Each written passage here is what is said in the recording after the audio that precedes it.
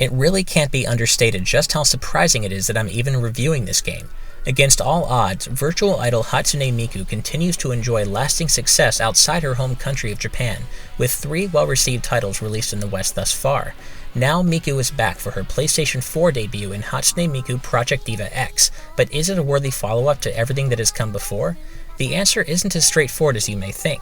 Let's get the obvious stuff out of the way first. The core rhythm gameplay featured in Project DIVA F and F2 is back and mostly unchanged here in Project DIVA X, so if you're a returning fan, you'll feel right at home here. Stated simply, your goal is to press the DualShock 4's face buttons and flick the analog sticks in accordance with on-screen prompts while keeping to the rhythm of the song as closely as possible. Stay on beat and hit the prompts accurately and you pass. Hit the wrong buttons or lose the beat and you fail. Each song also has technical zones and a chance time segment that give a huge boost to your overall score if you complete them successfully. So far, so normal, which is fine. After all, there's no point in fixing what was never broken. New to Project DIVA X's rhythm gameplay are rush targets, which have you mashing a particular button as many times as possible before the target disappears. Rush targets often coincide with climactic parts of a song where the lead Vocaloid is holding a note for an extended period of time, so they do a really great job of bringing you into the experience and making you feel like you're really part of the on-screen performance. Even with the addition of rush targets, it's fair to say that Project DIVA's core gameplay hasn't really evolved very much over the years, and yet the bump in hardware power offered by the PS4 means Project DIVA X looks and plays significantly better than any previous game in the series, with everything running at a silky smooth 60 frames per second. If you spend a lot of time playing the previous Project DIVA games on PS3 or PS Vita, the improvement is immediately noticeable. I usually don't touch on a game's visual elements until the end of a review, but in Project DIVA X's case, the improved graphical output directly affects the gameplay in a positive way while looking fantastic besides. Loading times are also improved greatly across the board over previous titles, which is another plus.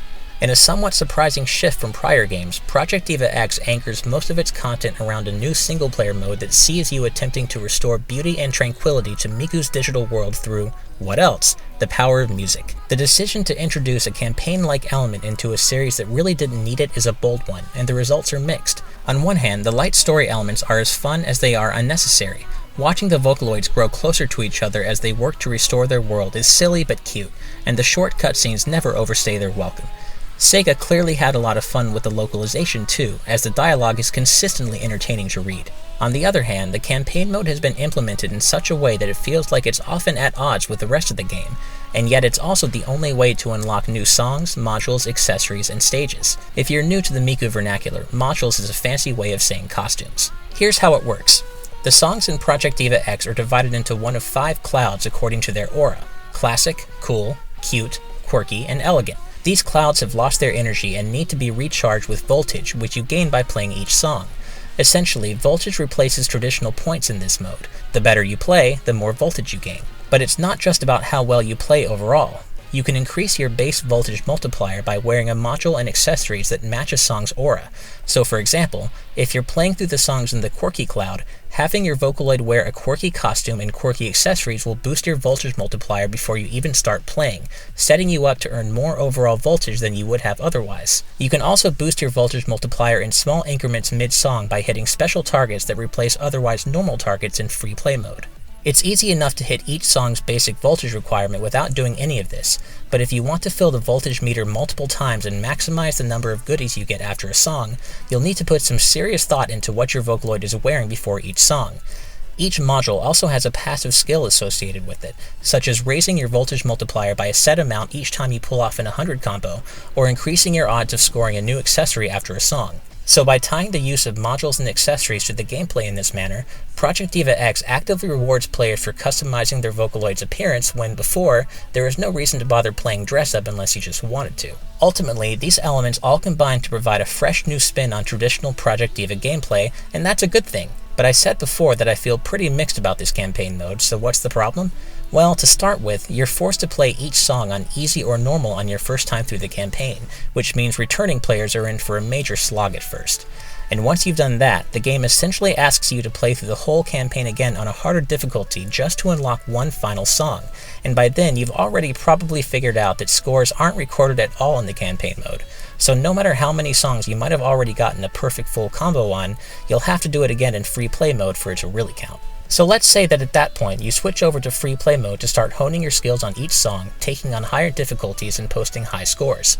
Well, hopefully you don't care about continuing to unlock more modules, accessories, stages, and gallery art, because with the removal of both DIVA points and an in-game shop to spend them in, you can only keep earning new stuff via the campaign mode, where your score isn't counted at all. See what I'm getting at? In this way, Project DIVA X often feels like it's at odds with itself, especially in terms of player progression. Fortunately, once you do have everything unlocked in free play mode, Project DIVA X excels as much as the series always has at being as approachable for newcomers as it is challenging for veterans. Each song in the game can be played on one of 4 difficulty levels. Easy and normal will be manageable for most people with a little practice, but taking on the hard and especially extreme charts will require dedication as you grapple with concepts like alternating between the face buttons and D-pad for 8th and 16th notes. Unfortunately, there's one major problem that exists at the core of Project DIVA X, constantly radiating outward to worsen the issues I outlined above. That problem, simply put, is a surprisingly lean song list. Let's do some basic math, shall we? The first Project DIVA F came packed with 38 songs, while F2 kicked things up a notch with 40 songs in the base game and a further 16 available as DLC. Project Mirai Deluxe also impressed with a total of 48 songs, all on one little 3DS card. Project DIVA X, meanwhile, only brings a meager 24 songs to the party. Now, to be fair, almost every song in Project DIVA X is new and hasn't appeared in a prior game, and there are also 6 playable medleys that are made up of snippets of songs from other Project DIVA games, but the medleys just aren't as fun to play. I'd trade them for a few more full songs any day. So with a song list that's only 24 songs and 6 medleys strong, it's got to be packed full of crowd-pleasing hits, right? Well, musical taste is entirely subjective, so your mileage will vary, but personally I'd say I really enjoy about 60% of the songs in Project DIVA X, with the other 40% not really doing it for me. The music itself consists of the usual Vocaloid assortment of dancey, hook-laden electropop, slower-paced love ballads, high-energy J-rock, driving techno, and total genre-defying weirdness that can only be accurately described as Vocaloid music. No song list will totally please any one person, of course, but with prior games I never felt like it was a big deal when I came across a song I didn't like because there were so many others to choose from. But because Project DIVA X has so few songs to begin with, it felt like a major disappointment each time I found one that didn't resonate with me. Project DIVA X's song list disappoints even more if you consider anyone other than Miku herself your favorite Vocaloid. Rin, Lin, Luca, Mako, and Kaito are all left out in the cold with a mere 1 song each, although they do get to contribute backup vocals in a few of Miku's songs. While it is of course Miku's name on the box and she should be the star, prior Project DIVA games have done a much better job spreading the love between every Vocaloid while still keeping Miku in the spotlight. Simply put, if you're a fan of any Vocaloid other than Miku herself, there's very little for you here.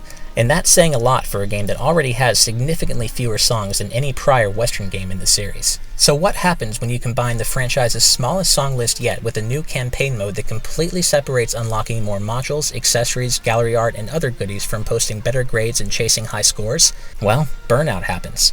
It's not that the songs in Project DIVA X aren't fun to play, but when there are so few of them to begin with and the game forces you to play each one twice just to have every song and medley available in free play mode, well, the game starts feeling like a grind in a way that no previous Project DIVA game ever has. Aside from the core free play and campaign modes, you are occasionally called upon to complete event requests. These either challenge you to complete certain songs under specific conditions, or ask you to put together your own music festival by selecting a series of 3 songs as well as the Vocaloids, modules, and accessories used for each one. These pop up infrequently enough that they're kind of fun when they do, but ultimately you're still drawing from the same small pool of songs, so the event requests don't really alleviate the feelings of burnout and repetition I described earlier. You can also design your own music videos in the surprisingly robust concert editor. And when I say robust, I really mean it. You're able to make very fine adjustments to things like camera angles, lighting, and stage effects at any point in the song, alongside more general choices like which Vocaloids are performing and which modules they're wearing. There's also a photo studio that gives you plenty of tools to design almost any Vocaloid screenshot you can dream of, which you can then save and share elsewhere if you so desire. These modes are easily ignored if you have no interest in them, but they're worth pointing out for those who get a lot of use out of them. The light dating sim elements of the previous titles have been toned down and streamlined in Project DIVA X. You can still increase your friendship level with each Vocaloid, but instead of creepily rubbing them on the head or playing weird minigames with them, you now grow closer to them simply by giving them gifts that you win after completing songs in the campaign mode. Much of the strategy has been taken out of the gift giving too. While each Vocaloid still has their own individual preferences, you can give them gifts as often as you want, with no cooldown period like in previous games. While there are very slight gameplay benefits to increasing your friendship with the Vocaloids, they're so negligible that you can safely overlook this aspect of the game if you want and not feel like you're missing out. Before I wrap up, I should touch on the game's downloadable content, which so far consists of 2 songs, a small assortment of various Snow Miku modules, and a Miku Dio accessory. The modules and accessory will really only appeal to the most hardcore Miku fans, but the 2 songs, Sharing the World and Hand in Hand, are both absolutely stellar and well worth purchasing if you're open to the idea of buying DLC at all. Hopefully there are more DLC songs coming down the road, because Project DIVA X really needs some to help fill out its small song list, though whether or not you'd be willing to pay for them is an entirely different discussion. Ultimately, Hatsune Miku Project DIVA X just left me feeling kind of meh, because it's just not as complete a package as its predecessors. While the gameplay itself is better than ever thanks to the addition of rush targets and a doubled frame rate over previous titles, the surprisingly small song list seriously undercuts Project DIVA X's lasting appeal, especially considering the fact that the new campaign mode, fun as it can be, exists entirely at odds with the traditional free-play mode. I mean, look, if all you have is a PS4 and you want a nice taste of the uniquely engaging rhythm gameplay and unbelievably happy vibes that only Miku can offer, Project DIVA X is still a decent entry point into the series. But if you have access to a PS3 or 3DS, the 3 Miku games already available across those platforms all offer considerably more content for an equal or lower price.